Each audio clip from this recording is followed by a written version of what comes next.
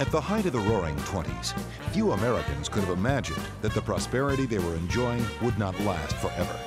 In truth, the great bull market that characterized the decade was nearing a breaking point.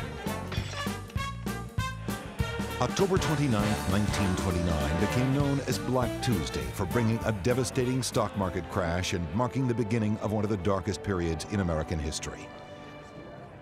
From 1929 to 1941, American citizens were forced to deal with the extraordinary hardships and uncertainty that lasted throughout the Great Depression.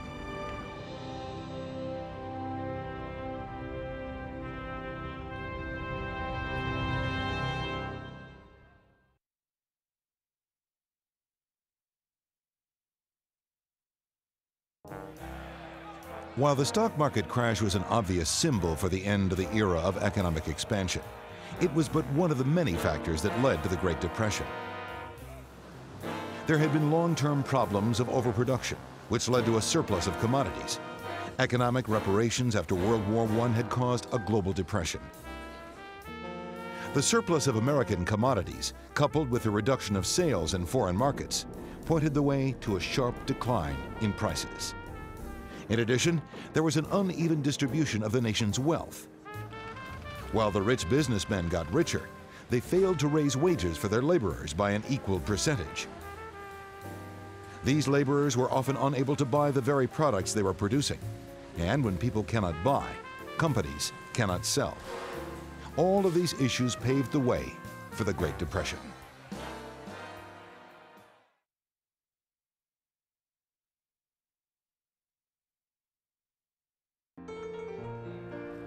In the wake of the crash, President Herbert Hoover sprang into action. Hoover feared that if the American people lost confidence in business, the state of the economy would continue to worsen. Hoover began by lowering income taxes, hoping that if citizens spent less on their earnings and taxes, they might be more inclined to invest in the stock market or purchase products. Since income taxes were already low, the new cut gave the public very little extra spending money, and little positive effect was demonstrated in the economy. Hoover was also concerned that the result of the financial panic would mean that businessmen would cut employee wages in an effort to cut costs. Hoover knew that this would have a negative effect on the economy, so he staged a series of meetings with the top business executives in the nation. Hoover requested that workers' wages stay exactly the same. For the most part, the executives agreed, and they pledged not to lower workers' wages. One businessman went a step further to increase the confidence of the American people. Henry Ford made millions in the 1920s by the mass production of the Model T. After the crash, Ford promised not only to maintain wages, but also increase wages for his assembly line workers from $6 to $7 a day. Ford was able to do this by leveling, and in some cases, decreasing wages for the employees who earned higher salaries. But even Ford's attempts did little to change the declining level of confidence that was plaguing the American people. One of the reasons for this was a change in the news media. In the 20s, newspapers focused on the booming stock market and the achievements of heroes like Charles Lindbergh. After the crash, an increasing number of news stories focused on the corruption in big business, hardships in everyday life, and the allegedly increased suicide rates among those who faced financial ruin. Even though the crash affected relatively few Americans in the months that immediately followed, the level of anxiety about the crash, as fueled by the dire stories in newspapers, caused many to spend less money and conserve as much as possible. Lower-income Americans often bought large items on installment plans before the crash, but in the aftermath, they saved what wages they earned, as the threat of layoffs loomed larger. The wealthier class often had the most invested, and therefore had the most to lose when Black Tuesday came. As their extra income evaporated, they too stopped investing and severely limited the amount of money they spent. Small business owners suffered greatly as a result. As merchandise languished away in storefront windows and profits continued to diminish. Banks were also hard hit by the crash. Well over 1,000 banks closed in 1930 alone. The next year, that number nearly doubled. Most of these banks had been speculating in the stock market with their customers' money. As an increasing number of banks closed their doors, more and more Americans saw their life savings vanish. Despite the efforts made by President Hoover to reassure the American people, public confidence in the state of the economy worsened. In previous decades, economic downturns had been referred to as panics. The president felt that panic was too harsh a word and sought another word that would decrease the level of anxiety in the public. Hoover termed this latest slump a depression, and the name took. Hoover maintained his view that the federal government should not interfere with free enterprise. He felt that federal regulation would undermine the capitalist system upon which the American economy was structured. He believed that encouraging industry was an important step toward ending the Depression. If industry grew, more jobs would become available, and people would be able to spend more money. He was strictly opposed to any form of welfare program, thinking that giving money directly to the unemployed would strip them of their initiative and worsen the Depression. Hoover sought to protect American businessmen and farmers from foreign competition. The result was the Smoot-Hawley Tariff Act. The act was passed in 1930, and it raised tariffs on many goods by as much as 60%. The result of the new tariffs was anything but positive. World trade declined, and other countries raised their tariffs to counter the exorbitant American rates. The Smoot-Hawley Tariff Act was supposed to protect the American economy, but instead, it helped deepen the devastation and lengthen the course of the Great Depression. As the hard times continued to get worse, even Americans who'd never invested in the stock market began to feel the pinch. In March of 1930, there were between 3 and 4 million people out of work. That number doubled by the following year, and by 1933, roughly 1/4 of the nation's population was overcrowding unemployment offices throughout the country. Many people took to selling apples on the street corners in major cities in order to support their families. Since few people had any extra money to spend, some store owners accepted other items as fair trade for food and other goods. As bad as things were in the cities, things were much worse in America's farmlands.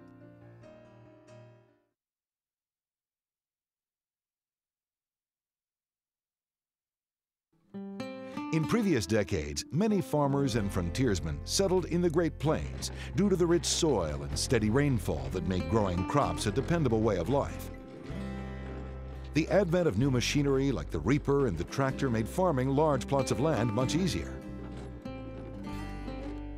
But what many of these farmers failed to realize was that by continually tilling and growing on the same plots of land, they were actually depleting the soil of its nutrients. This alone would not necessarily spell disaster. But in 1931, just as the Great Depression was settling in throughout the country, a massive drought struck the plains. The effect of the drought was compounded by a record heat wave. Farmers had been struggling with food surpluses, high shipping rates, and low purchase prices for years, but now they were forced to watch their crops wither away before their eyes. The situation worsened. Gusting winds blew across the cracking, nutrient-stripped soil, causing blinding dust storms. Families were forced to take cover at the onslaught of the storms, and farm animals that were left exposed were often killed. The population was devastated, but only rain could offer relief. Rain did not come, and the region soon came to be called the Dust Bowl. When it looked like life in the plains couldn't get any harder, it did. Fueled by the hot, dry climate, plagues of locusts swarmed over the farmland, eating the leaves from every plant they passed. Farmers did what they could to feed their families, but as the drought persevered, farm prices steadily decreased, and the threat of bank foreclosure loomed. It became clear to many that moving west was the only option. California was unaffected by the drought and offered farming jobs to migrant workers who would do seasonal labor for low wages. Many former landowners from the Dust Bowl packed all their belongings into the family automobile and headed out west in search of this kind of labor. California farmers nicknamed the groups Okies, a derogatory term for people who came from the Oklahoma area. At first, there was work to be found, but as the drought wore on and more families left the plains, the jobs in California became harder to come by.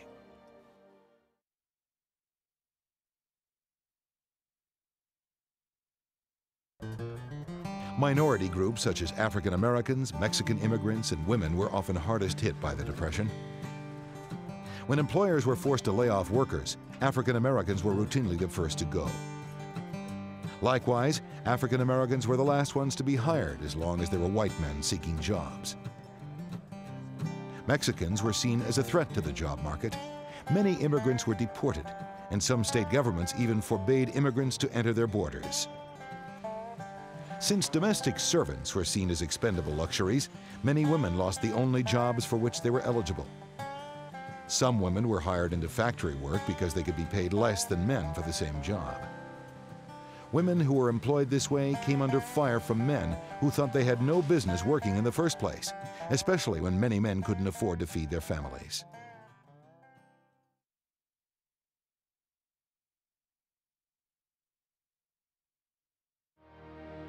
With no end to the Depression in sight, the American people began looking for someone to blame for their misfortune. They found their scapegoat in the President Herbert Hoover. With unemployment levels soaring, numerous families could not keep up with their bills. As a result, many lost their homes. As a means of coping, groups of the nation's homeless banded together, creating new communities or shanty towns in the outskirts of cities. Shelters were built out of available materials, and there was no electricity and often no running water. Since they felt that Hoover's economic policies had created the Depression, these shantytowns were often called Hoovervilles. In fact, Hoover's name came to be so synonymous with the Great Depression that by 1932, many Americans called it the Hoover Depression. 1932 was an election year, and the American people were looking for a new deal. And this is just what the Americans received. In 1932, the Democratic Party nominated Franklin Delano Roosevelt as their presidential candidate. Roosevelt had been governor of New York, where his progressive politics made him immensely popular with those suffering through the Depression. In his nomination acceptance speech, Roosevelt promised to break with the conventions of the current administration and offer citizens what he called a New Deal.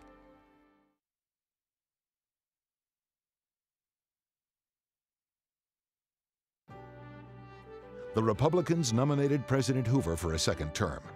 Since Hoover was often wrongfully portrayed as the cause of the Great Depression, Americans decided to take a chance on someone new.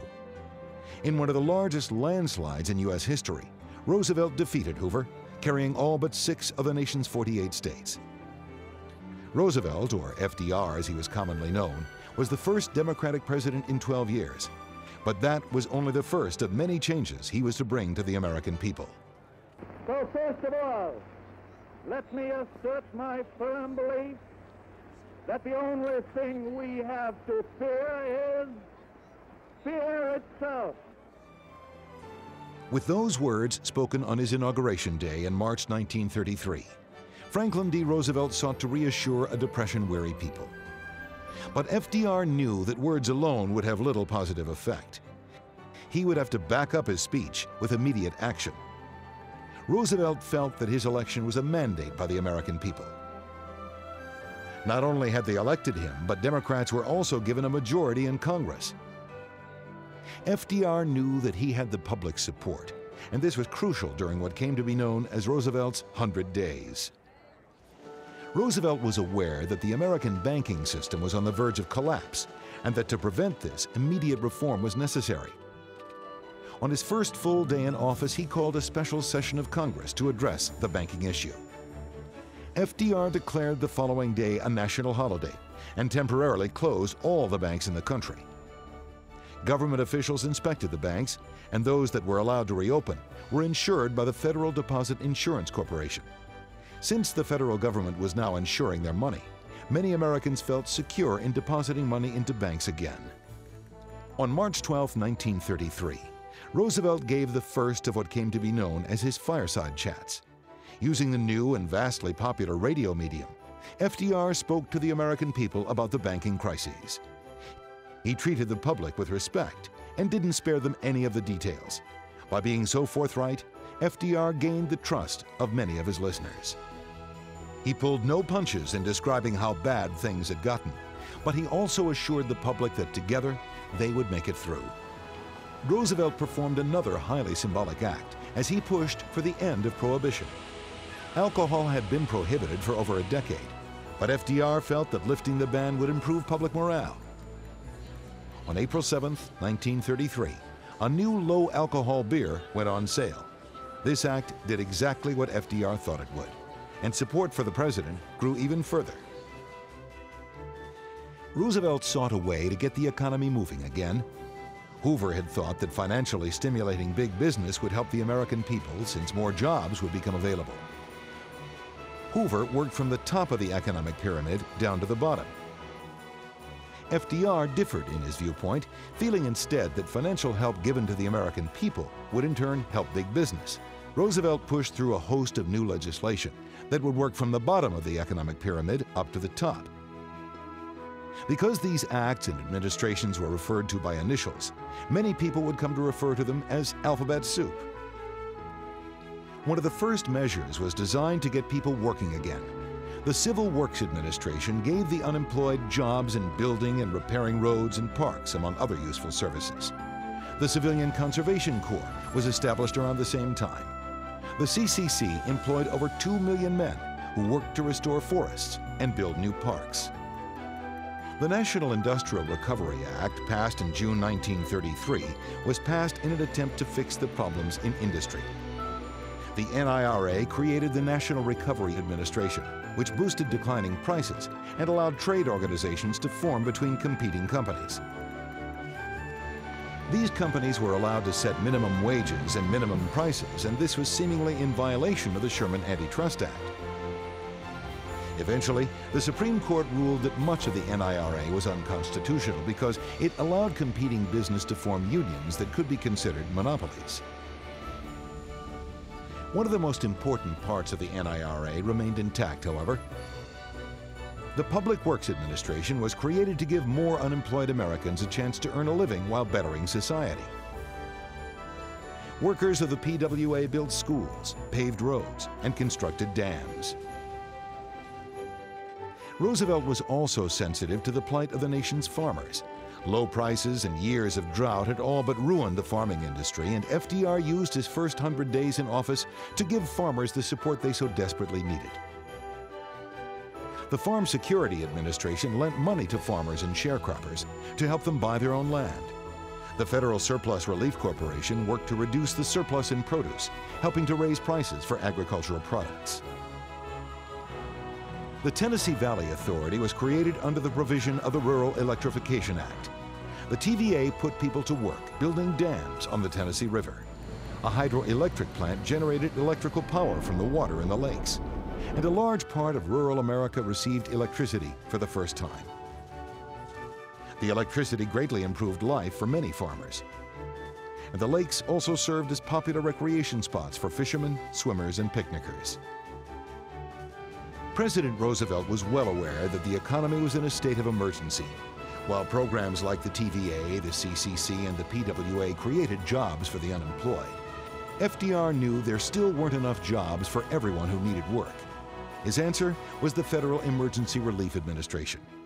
The FERA was authorized to give a total of $500 million to individual states to help their relief organizations. This money was used to help those who were in dire need of food, clothing, or shelter. But it was left up to the states to decide how best they could utilize the money. The monumental reform legislation passed during the first 100 days of the Roosevelt administration sent a powerful message to the American people. The relief, recovery, and reform measures proved to the country that the president was committed to easing their suffering. But these very measures came with heavy price tags. To cope with the cost, the administration operated on a system called deficit spending. Simply stated, this meant that the federal government was spending more money than it was collecting in taxes.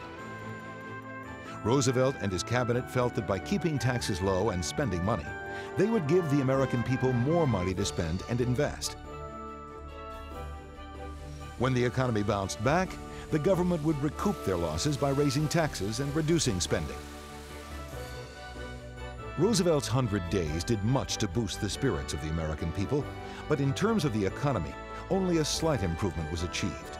Millions of Americans were still unemployed, and drought was still plaguing the farmers in the plains. FDR saw that there was much left to be done, and in 1935 he began a second wave of New Deal legislation.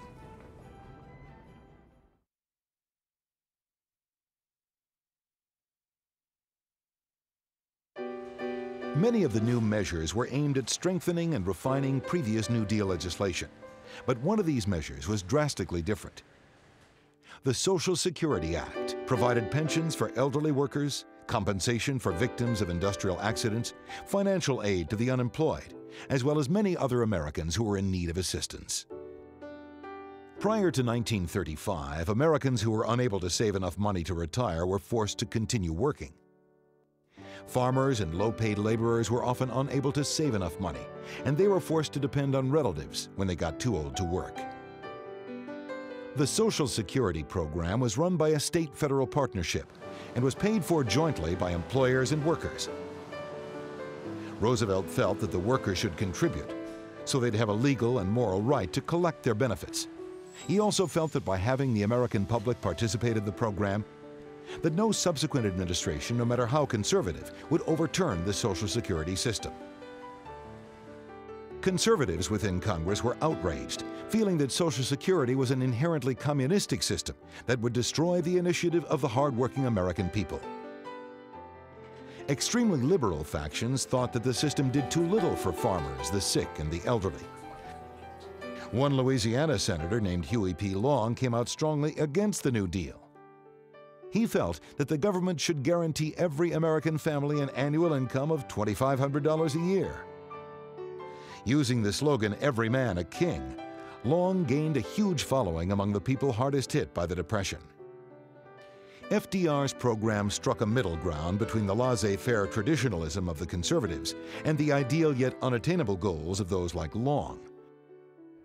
The American people were very much in favor of the Social Security Act, and within 2 years, the Social Security Board was collecting payments from laborers and their employers. The Social Security system marked a bold departure from the traditional American government. No longer would the government continue its hands-off policies toward the economy. Instead, the new measure would ensure financial support of the American people from the cradle to the grave.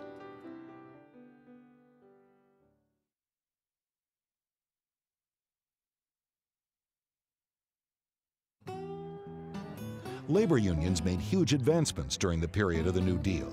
In many of his public speeches, President Roosevelt expressed his concern for the American working man.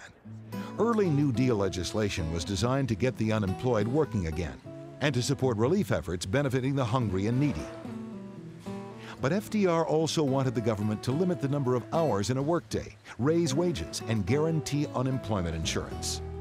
The National Industrial Recovery Act, passed in 1933, stated that employees had the right to organize and bargain collectively for their rights, and that employers did not have the right to interfere. These rights were affirmed by the passage of the National Labor Relations Act in 1935. As a result of these new pro-labor laws, membership in labor unions increased tremendously. But Congress didn't stop there. In 1936, the Anti-Strikebreaker Act was passed. The law stated that it was illegal to transport or aid strikebreakers in interstate or foreign trade. The Public Contracts Act established minimum wages, severely limited child labor, and provided for overtime compensation. In 1938, the Fair Labor Standards Act solidified a minimum wage and time-and-a-half pay for overtime work. On February 13, 1937, the United Automobile Workers of America won a decisive victory for laborers everywhere, forcing General Motors, one of the most powerful companies in the country, into negotiating their demands. Instead of walking off the job and forming picket lines, the striking workers remained inside the plants and factories, refusing to work until their demands were met. This came to be known as the sit-down strike, and it proved to be a highly effective tool for labor. Since the striking workers remained inside the workplace, it was impossible for employers to bring in new workers.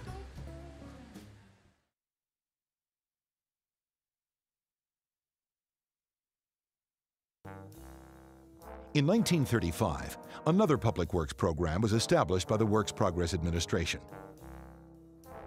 The WPA employed millions in constructing public buildings such as schools, hospitals, and post offices. A key aspect of the WPA was that it provided work for artists, photographers, writers, and actors, professions that were largely ignored by previous reforms. Artists painted murals to beautify public buildings. Actors provided entertainment to the Depression-weary people. Writers composed state travel guides, which combined information on the land, its history, and architectural curiosities. But it was perhaps the WPA photographers who provided the greatest service to history. Artists like Walker Evans and Dorothea Lange traveled throughout the country, photographing the plight of the American people. One image in particular captured the hardship of the Depression. Dorothea Lange's picture of a migrant mother and her children became one of the most haunting depictions of life during this era. The WPA photographers created a lasting archive, which remains a testament to the perseverance of the American spirit in the face of turmoil.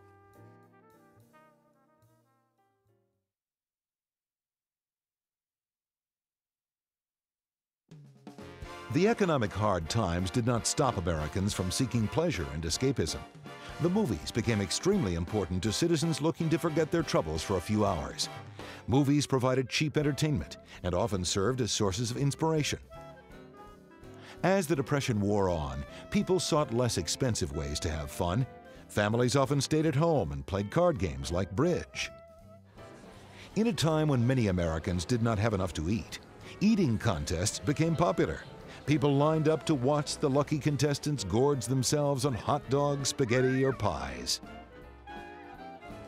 Endurance competitions like flagpole sitting also became popular in the 30s. The craze was started by Alvin "Shipwreck" Kelly in the 20s, and many imitators took up the dangerous stunt as a means of getting small monetary contributions from curious onlookers. But one form of entertainment had its golden age during the Great Depression. By 1934, approximately 60% of Americans owned at least one radio. In addition to the fireside chats of FDR, radio offered a host of informational programming as well as comedies, dramas, and sporting events. Those who didn't have the money to go to concert halls could tune in to hear swing, country, and blues music. One of the most startling news programs to be broadcast over the radio came on May 6, 1937. Radio reporter Herb Morrison was documenting the arrival of the Hindenburg, one of Germany's prize Zeppelins. When the airship arrived in Lakehurst, New Jersey, it suddenly burst into flame.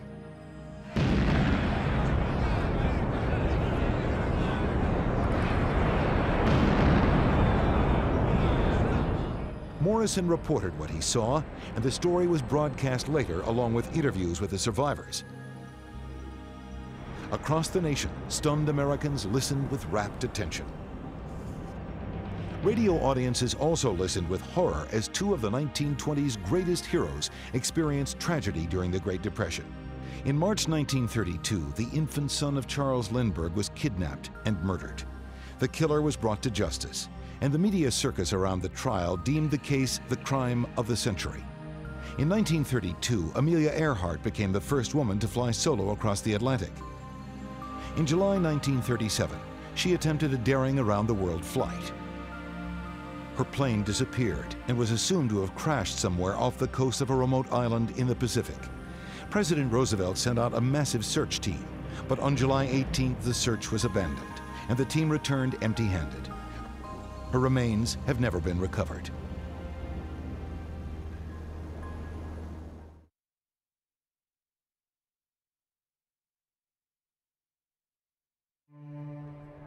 In the aftermath of World War I, there was enormous debt in Europe. The United States was one of the only countries involved in the war that did not suffer an extreme downturn in their economy in the years immediately afterwards. The economies in some European countries had gotten so bad that their citizens were looking for any means of salvation. During the 1930s, fascist dictators like Adolf Hitler in Germany and Benito Mussolini in Italy came into power. These leaders promised their people new eras of prosperity, but these promises came at the price of liberty. Through acts of aggression, The Italian, German, and Japanese armies expanded their empires and posed a new threat to democracy around the world.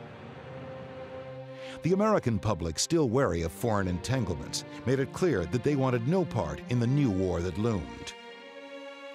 Neutrality legislation enacted between 1935 and 1937 prohibited trade with any warring nations. When Germany's Nazi army invaded Poland in 1939, World War II erupted in Europe. Roosevelt was worried about losing public support and so maintained the government's neutrality. Despite all the New Deal legislation and the many improvements that had been made, millions of Americans were still unemployed.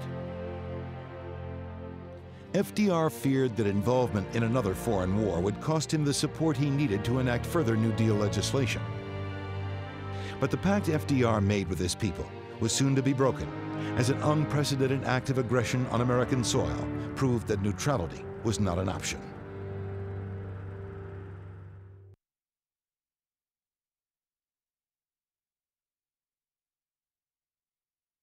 December 7th, 1941, a date which will live in infamy. On December 7th, 1941, the Japanese Army made an airstrike on the American naval base at Pearl Harbor in Hawaii. As a result of the attack, America declared war on the Axis powers of Japan, Germany, and Italy. As war production boomed, millions of Americans were put back to work. In addition, the federal government borrowed billions of dollars to build up its defenses and armed services. This massive increase in deficit spending ended the Great Depression, and a period of economic prosperity soon followed. Franklin Roosevelt went on to become a great wartime president. He is the only president ever to have won more than 2 terms in office, a testament to his overwhelming popularity. Though it was ultimately World War II that brought about the end of the Great Depression, it is FDR's New Deal legislation that has had the most lasting effect on the emergence of modern America. Under FDR's leadership, the American government took an active role in maintaining the welfare of its people. Services like Social Security, unemployment insurance, minimum wages, and health and safety regulations have ensured that fewer Americans fall behind. Reforms in banking and stock exchange practices serve as protections for future generations. Though economic recessions may happen from time to time, the financial securities that were established by the New Deal legislation help to protect us from ever having to live through another Great Depression.